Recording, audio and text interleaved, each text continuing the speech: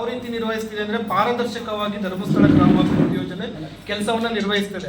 ಅವ್ರು ಯಾವುದೇ ದಾಖಲಾತಿಗಳು ಇಲ್ದಲೆ ಮತ್ತೆ ಬೇರೆ ಏನು ಮೈಕ್ರೋ ಫೈನಾನ್ಸ್ಗಳು ಏನಿದೆಯೋ ಅದು ಫರ್ದರ್ ನಾನು ಹೋಗ್ತೇನೆ. ಮೈಕ್ರೋ ಫೈನಾನ್ಸ್ಗಳು ಬೇರೆ ಏನು ಧರ್ಮಸ್ಥಳ ಗ್ರಾಮಾಭಿವೃದ್ಧಿಯನ್ನು ಹೊರತುಪಡಿಸಿ ಮೈಕ್ರೋ ಫೈನಾನ್ಸ್ಗಳು ಏನು ದಂಧೆ ಮಾಡ್ತಿದ್ದಾರೆ ಅದು ಮಾಡ್ತಾ ಇದ್ದಾರೆ. ಅದಕ್ಕೆ ನಮ್ಮ ವಿರೋಧ ಇದೆ. ಅವ್ರ ಮೇಲೆ ಏನು ಒತ್ತಾಯಪೂರ್ವಕವಾಗಿ ಮಾಡುವಂಥದ್ದು, ಸಂಘವನ್ನ ದುಡ್ಡು ಕಟ್ಟಲೇಬೇಕು ಅಂತ ಹೇಳಿ ಕೂತ್ಕೊಳ್ಳುವಂಥದ್ದು, ಮನೆ ಜಪ್ತಿ ಮಾಡೋದೆಲ್ಲ ಮಾಡ್ತಾ ಇದೆ. ಅವ್ರ ಬಗ್ಗೆ ನಮ್ದು ವಿರೋಧ ಇದೆ. ಧರ್ಮಸ್ಥಳ ಗ್ರಾಮಾಭಿವೃದ್ಧಿ ಯೋಜನೆ ಬಡ್ಡಿ ಇರ್ಬೋದು, ಮತ್ತೊಂದಿರ್ಬೋದು, ಪಾರದರ್ಶಕವಾದ. ಯಾಕೆ ಅಂತ ಹೇಳಿದ್ರೆ ಬಡ್ಡಿ ಜಾಸ್ತಿ ಇದೆ ಅಂತ ಹೇಳ್ತಿದ್ದಾರೆ. ಧರ್ಮಸ್ಥಳ ಗ್ರಾಮಾಭಿವೃದ್ಧಿ ಯೋಜನೆಯಲ್ಲಿ ಫಾರ್ ಎಕ್ಸಾಂಪಲ್ 10,000 ರೂಪಾಯಿ ನಾವು ಸಾಲವನ್ನ ತಗೊಂತು ಅಂದ್ರೆ ಒಂದು ವರ್ಷಕ್ಕೆ 750 ರೂಪಾಯಿ ಬಡ್ಡಿ ತಗೊಳ್ತಾರೆ. ಒಂದು ವರ್ಷಕ್ಕೆ 10,000 ರೂಪಾಯಿಗೆ ಒಂದು ವರ್ಷಕ್ಕೆ 750 ರೂಪಾಯಿ ಬಡ್ಡಿ ತಗೊಳ್ತಾರೆ. 1 ಲಕ್ಷಕ್ಕೆ ಒಂದು ವರ್ಷಕ್ಕೆ 7,500 ರೂಪಾಯಿ ಬಡ್ಡಿಯನ್ನು ತಗೊಂತಾರೆ. ಇದರಲ್ಲಿ ಯಾವ್ದಾದ್ರು ಬಡ್ಡಿ ಜಾಸ್ತಿ ಇದೆ ಅಂತ ಅನಿಸ್ತದ? ಅದ್ರ ಜೊತೆಗೆ ಫಾರ್ ಎಕ್ಸಾಂಪಲ್ ನಾನು ಇವತ್ತು 10,000 ಸಾಲವನ್ನು ತಗೊಂಡಿದ್ದೇನೆ, ನಾನು ಮುಂದಿನ ವಾರವೇ ಅಲ್ಲ ಮುಂದಿನ ತಿಂಗಳೇ ಸಾಲವನ್ನು ಕಟ್ತೇನೆ ಅಂತಂದ್ರೆ ಆ ಒಂದು ವರ್ಷದ ಬಡ್ಡಿ ತಗೊಳ್ಳೋದಿಲ್ಲ. ಆ ವಾರದ ಆ ಸಮಯದ ಎಷ್ಟು ಬಡ್ಡಿ ಇದೆ ಅಷ್ಟು ಮಾತ್ರ ಬಡ್ಡಿ ತಗೊಂತದೆ. ಬೇರೆ ಮೈಕ್ರೋ ಫೈನಾನ್ಸ್ ನೀವು ಹೋಲಿಸ್ಕೊಂಡ್ರೆ ಧರ್ಮಸ್ಥಳ ಗ್ರಾಮಾಭಿವೃದ್ಧಿ ಯೋಜನೆ ಪಾರದರ್ಶಕವಾಗಿ ಕೆಲಸವನ್ನ ಮಾಡ್ತಾ ಇದೆ. ಯಾವ ರೀತಿ ಅಂತಂದ್ರೆ ಯಾವುದೇ ಒಂದು ಲೋನ್ ಕಟ್ಲಿಕ್ಕೆ ಆಗ್ಬೋದು, ಮತ್ತೊಂದಾಗಿರ್ಬೋದು, ಬಾಂಡ್ಗಳಾಗಿರ್ಬೋದು, ಇನ್ಶೂರೆನ್ಸ್ಗಳಾಗಿರ್ಬೋದು, ಯಾವುದೋ ಮನೆಯಲ್ಲಿ ಓದೋ ಮಕ್ಕಳುಗಳಿಗೆ ಸುಜ್ಞಾನ ನಿಧಿ ಅಂತ ಕೊಡ್ತಾರೆ. ಯಾವ ಮಕ್ಕಳು ಎಜುಕೇಶನ್ ಮಾಡ್ತಿದ್ದಾರೆ, ವೃತ್ತಿಪರ ಕೋರ್ಸ್ ಮಾಡ್ತಿದ್ದಾರೆ, ಅವ್ರಿಗೆಲ್ಲ ಸ್ಕಾಲರ್ಶಿಪ್ ಅನ್ನು ಕೊಡ್ತಿದ್ದಾರೆ. ಅದ್ರ ಜೊತೆಗೆ ಇವತ್ತಿನ ವ್ಯವಸ್ಥೆಯಲ್ಲಿ ಸ್ವಂತ ಮಕ್ಕಳುಗಳೇ ತಂದೆ ತಾಯಿಯನ್ನ ಸಾಕ್ಲಿಕ್ಕಿಲ್ಲ, ಮತ್ತೆ ಅವ್ರಿಗೆ ಯಾರೋ ಒಬ್ರು ಇದ್ದಾರೆ, ನಿರ್ಗತಿಕರಿದ್ದಾರೆ, ಅವ್ರಿಗೆ ಮನೆ ಇಲ್ಲ, ಮತ್ತೊಂದಿಲ್ಲ, ಅವ್ರನ್ನ ಧರ್ಮಸ್ಥಳ ಸಂಸ್ಥೆ ಪ್ರತಿ ತಿಂಗಳು ಅವ್ರಿಗೆ ಮಹಾಶಾಸನವನ್ನು ಕೊಡುತ್ತೆ. ಅವ್ರು ಯಾರೋ ಒಬ್ರು ವಯಸ್ಸಾಗಿರೋದಿದ್ದಾರೆ, ಅವ್ರಿಗೆ ಇರೋಕೆ ಸೂರಿಲ್ಲ, ಇರೋಕೆ ಮನೆ ಇಲ್ಲ ಅಂದವ್ರಿಗೆ ಅದು ಧರ್ಮಸ್ಥಳ ಗ್ರಾಮಾಭಿವೃದ್ಧಿ ಯೋಜನೆ ವಾತ್ಸಲ್ಯ ಕಿಟ್ ಅನ್ನೋ ಮೂಲಕ ಅವರಿಗೆ ಮನೆ ನಿರ್ಮಿಸಿಕೊಡ್ತದೆ. ಯಾವುದೋ ಊರಲ್ಲಿ ಒಂದು ದೇವಸ್ಥಾನ ಅಭಿವೃದ್ಧಿ ಆಗ್ತಾ ಇದೆ, ಯಾವುದೋ ಊರಲ್ಲಿ ಒಂದು ಕೆರೆ ಅಭಿವೃದ್ಧಿ ಆಗ್ತಾ ಇದೆ, ಯಾವುದೋ ಊರಲ್ಲಿ ಒಂದು ಹಾಲಿನ ಡೈರಿ ಅಭಿವೃದ್ಧಿ ಆಗ್ತಿದೆ, ಅಂತಕ್ಕೆಲ್ಲ ಧರ್ಮಸ್ಥಳ ಅಭಿವೃದ್ಧಿ ಯೋಜನೆ ಅದು ಸಹಾಯಧನವನ್ನು ಕೊಡ್ತಾ ಇದೆ. ಯಾವುದೋ ಒಂದು ಊರಲ್ಲಿ ಕೆರೆ ಆಳ ಬಿದ್ದಿದೆ, ಅಲ್ಲಿ ದನಕರುಗಳಿಗೆ ಕುಡಿಯಲು ನೀರಿಲ್ಲ, ಮನುಷ್ಯರಿಗೆ ಕುಡಿಯಕ್ಕೆ ನೀರಿಲ್ಲ ಅಂತ ಪ್ರದೇಶಗಳಲ್ಲಿ ಆ ಕೆರೆಯನ್ನ ಹೂಳೆತ್ತಿ ಆ ಕೆರೆಯನ್ನ ತುಂಬಿಸಿ ಅಲ್ಲಿ ಪ್ರಾಣಿಯಿಂದ ಪಕ್ಷಿಗಳಿಂದ ಇರುವವರೆಗೂ ಕೂಡ ಅವರಿಗೆ ವ್ಯವಸ್ಥೆಯನ್ನ ಮಾಡಿಕೊಡ್ತದೆ. ಇನ್ನೊಂದು ಏನೊಂದು ಕೆಟ್ಟ ಸಂದೇಶ ಏನ್ ಕೊಡ್ತಿದ್ದಾರೆ ಅಂತಂದ್ರೆ ಧರ್ಮಸ್ಥಳ ಗ್ರಾಮಾಭಿವೃದ್ಧಿ ಯೋಜನೆ ಸಾಲ ಕೊಡ್ತಿರೋದು ಧರ್ಮಸ್ಥಳದಿಂದ ದುಡ್ಡು ಕೊಡ್ತಿದ್ದಾರೆ, ಧರ್ಮಸ್ಥಳದಿಂದ ದುಡ್ಡು ಕೊಟ್ಟು ಅವರು ಲೇವಾದೇವಿ ವ್ಯವಹಾರ ಮಾಡ್ತಿದ್ದಾರೆ, ಬಡ್ಡಿ ವಸೂಲಾತಿ ಮಾಡ್ತಿದ್ದಾರೆ ಅಂತ ಹೇಳ್ತಿದ್ದಾರೆ. ಅದು ತಪ್ಪು ಸಂದೇಶ.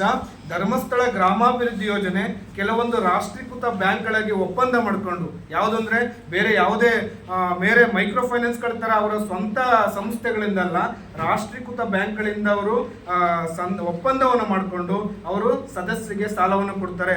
ಅದ್ರ ಜೊತೆಗೆ ನಾವು ಕಟ್ಟಿರೋ ಸಾಲ, ನಾವು ಪಡೆದಿರುವಂತ ಸಾಲಕ್ಕೆ ಪ್ರತಿ ವರ್ಷಕ್ಕೆ 2 ವರ್ಷಕ್ಕೆ 3 ವರ್ಷಕ್ಕೊಮ್ಮೆ ಅವ್ರು ಕಟ್ಟಿರೋದಕ್ಕೆ ಲಾಭಾಂಶ ಕೊಡ್ತಾರೆ. ಅವ್ರು ಕೊಟ್ಟಿರೋ ಪ್ರತಿ ಯಾವ ರೀತಿ ಅವರ ವ್ಯವಹಾರ ಇದೆ ಅದ್ರ ಮೇಲೆ ಫ್ರೀ ಆಗಿ ಕೊಡುವಂಥದ್ದು ಲಾಭಾಂಶ. ನಾವು ಕಟ್ಟಿರೋ ಉಳಿತಾಯಕ್ಕೆ ಏನಿದೆ, ನಾವು ಕಟ್ಟುವಂತ ಉಳಿತಾಯ ಎಲ್ಲೋಗ್ತಿದೆ, ನಾವು ಉಳಿತಾಯ ಕಟ್ಟುವಂತಕ್ಕೆ ಬಡ್ಡಿ ಬೇಡ ಅಂತ ಅಂದಾಗ ಆ ಉಳಿತಾಯಕ್ಕೆ ಲಾಭಾಂಶವನ್ನ ಧರ್ಮಸ್ಥಳ ಗ್ರಾಮಾಭಿವೃದ್ಧಿ ಯೋಜನೆ ಇಡ್ತಾ ಇದೆ. ಒಟ್ಟಾರೆಯಾಗಿ ಧರ್ಮಸ್ಥಳ ಗ್ರಾಮಾಭಿವೃದ್ಧಿ ಯೋಜನೆ ಯಾವ ಒಂದು ಫಾರ್ ಎಕ್ಸಾಂಪಲ್ ತಗೊಳ್ಳಿ, ಈಗ ಹಾಗಾದ್ರೆ ನಾವು ಯಾವುದೇ ಸಂಘ ಸಂಸ್ಥೆಗಳು ಮತ್ತೊಂದು ಇಲ್ದಲೇ ಇದ್ದಾಗ ನಮ್ಗೆ ಯಾರು ಕೂಡ ನೋಡ್ಕೊಡ್ತೀವಿ ಅಂದ್ರೆ ನಮ್ಗೆ 10 ರೂಪಾಯಿ ಕೊಡೋರಿಲ್ಲ. ಇವತ್ತು ನಾವು ಜಸ್ಟ್ ಈಗ ನೋಡಿ ಮತ್ತೆ ವಾಪಸ್ ಕೊಡ್ತೀವಿ ಅಂದ್ರೆ ಯಾರು ದುಡ್ಡು ಕೊಡೋರಿಲ್ಲ. ಇವತ್ತು ಸಂಘ ಸಂಸ್ಥೆಗಳಿಂದ ಎಷ್ಟೋ ಕುಟುಂಬಗಳು ಉದ್ಧಾರ ಆಗಿದ್ದಾವೆ, ಎಷ್ಟೋ ಕುಟುಂಬಗಳಲ್ಲಿ ಇರುವಂತ ಮಕ್ಕಳುಗಳಿಗೆ ಎಜುಕೇಶನ್ ಸಿಗ್ತಾ ಇದೆ, ಅವರ ಆರ್ಥಿಕವಾಗಿ ಸ್ಥಿತಿ ಬದಲಾವಣೆ ಆಗ್ತಿದೆ. ನಾನು ಇನ್ನೂ ಒಂದು ಹೇಳ್ತಾ ಇದ್ದೀನಿ, ಆಯ್ತು ಏನೋ ಒಂದು ಸತಿ ದುಡ್ಡು ಕಟ್ಟಲಿಲ್ಲ, ಮತ್ತೊಂದಾಯ್ತು, ಯಾರೋ ಸೇಫ್ ಆಯ್ತು, ಮೇಲಧಿಕಾರಿಗಳಿದ್ದಾರೆ, ಯೋಜನಾಧಿಕಾರಿ ಇದ್ದಾರೆ, ಆ ಸಂಬಂಧಪಟ್ಟಂತ ಜಿಲ್ಲಾ ನಿರ್ದೇಶಕರು ಇರ್ತಾರೆ, ಅದಕ್ಕೆ ಸಂಬಂಧಪಟ್ಟಂತ ಬೇರೆ ಬೇರೆ ಪ್ರಾದೇಶಿಕ ನಿರ್ದೇಶಕರು ಇರ್ತಾರೆ, ಹೆಡ್ ಆಫೀಸರ್ ಇರ್ತಾರೆ, ಅವ್ರ ಹತ್ರ ಹೇಳ್ಬೋದಿತ್ತು, ಮಾತಾಡಬಹುದು, ಇನ್ನೂ ಅವಕಾಶ ಕೊಡಿ, ಇವರಿಗೆ ಕಟ್ಟಲಿಕ್ಕೆ ಸಮಸ್ಯೆ ಆಗಿದೆಯಾ, ಇನ್ನು ಕಂತು ವಿರಾಮ ಕೊಡಿ, ಕಂತು ಕಟ್ಟೋದ್ರಲ್ಲಿ ಕಡಿಮೆ ಮಾಡಿಕೊಡಿ, ಮತ್ತೆ ಇವರಿಗೆ ಕಂತು ಕಟ್ಟಿ ಆದ್ಮೇಲೆ ಮತ್ತೆ ಇವರಿಗೆ ಲೋನ್ ಕೊಡಿ, ಲೋನ್ ಕೊಟ್ಟು ಇವ್ರನ್ನ ಅಭಿವೃದ್ಧಿ ಆಗುವಂತ ಕೆಲಸವನ್ನ ನಮ್ಮ ಕೆಲವು ಸಂಘಟನೆಗಳು ಮಾಡಬೇಕಿತ್ತು. ಅದನ್ನ ಬಿಟ್ಟು ಯಾವುದೋ ಉದ್ದೇಶ ಇಟ್ಕೊಂಡು ಆಯ್ತು, ಈಗ ಸಂಘ ಸಂಸ್ಥೆಗಳು ಫಾರ್ ಎಕ್ಸಾಂಪಲ್ ಪ್ರಾಮಾಣಿಕವಾಗಿರುವಂತಹ ಈ ಸಂಸ್ಥೆಯಲ್ಲಿ ಪ್ರಾಮಾಣಿಕವಾಗಿ ಪಾರದರ್ಶಕವಾಗಿ ನಡೆಯುವಂತ ವ್ಯವಹಾರದಲ್ಲಿ ಇಂಥ ಸಂಸ್ಥೆಗಳನ್ನೇ ನಮ್ಗೆ ಇಲ್ದಲೆ ಅಂತ ಹೋದ್ರೆ ಎಲ್ಲಿ ನಾವು ಎಲ್ಲಿ ನಮ್ಗೆ ದುಡ್ಡು ಸಿಗ್ತದೆ, ನಾವೆಲ್ಲಿ ವ್ಯವಹಾರ ಮಾಡಕ್ಕಾಗ್ತದೆ, ನಾವೆಲ್ಲಿ ಅಂಗಡಿ ಮತ್ತೊಂದು ಬಿಸ್ನೆಸ್ ಮಾಡ್ಲಿಕ್ಕಾಗ್ತದೆ. ನಂಗೆ ತುಂಬಾ ಜನ ಫೋನ್ ಮಾಡಿದ್ರು, ಈಗ ಯಾವುದೇ ಸಂಘ ನಾನು ಇವಾಗ ಧರ್ಮಸ್ಥಳ ಸಂಘದಿಂದ ತಗೊಂಡು ಯಾವುದೋ ಒಂದು ಕೋಳೆ ಅಂಗಡಿ ಮಾಡಿದ್ದೇನೆ, ಮತ್ತೊಂದು ತಗೊಂಡು ಯಾವುದೋ ಒಂದು ಎಜುಕೇಶನ್ ಮಾಡ್ತಾ ಇದ್ದೀನಿ, ನನ್ನ ಮಗಳಿಗೆ ಮತ್ತೊಂದು ಕೊಡಿಸ್ತಿದ್ದೀನಿ ಅಂತ. ಈ ಸಂಘ ಸಂಸ್ಥೆಗಳೇ ಮುಚ್ಚೋದ್ರೆ ನಮ್ಮ ದಲಿತರಿಗೆ ಮತ್ತೊಂದು ನಮ್ಮ ಜಾತಿಯವ್ರಿಗೆ ಯಾರು ದುಡ್ಡು ಕೊಡ್ತಾರೆ? ನೋಡ್ಲಿಕ್ಕೆ ನಮಗೆ ದುಡ್ಡಿಲ್ಲ. ಆಯ್ತು, ಸಣ್ಣ ಪುಟ್ಟ ಸಮಸ್ಯೆಗಳು ಎಲ್ಲವೂ ಆಗ್ತವೆ. ಸಣ್ಣ ಪುಟ್ಟ ಸಮಸ್ಯೆಗಳು ಆದಾಗ ಅದನ್ನ ಬಗೆಹರಿಸುವಂತ ಕೆಲಸ ಮಾಡಬೇಕು. ಅದನ್ನ ಬಿಟ್ಟು ಉದ್ದೇಶಪೂರ್ವಕವಾಗಿ ಕೇಸ್ಗಳನ್ನ ಹಾಕ್ಸೋದು ಮತ್ತೆ ತಾಲೂಕಿನಲ್ಲಿ ಅಸಮಾಧಾನ ಮಾಡಿಸೋದು, ಇದನ್ನ ದಯವಿಟ್ಟು ಮುಂದೆ ಯಾರು ಕೂಡ ಮಾಡಬೇಡಿ. ಆದ್ರೆ ಒಳ್ಳೆಯದಾಗಿದ್ದಂತೆ ಕೆಲಸ ಮಾಡಿ.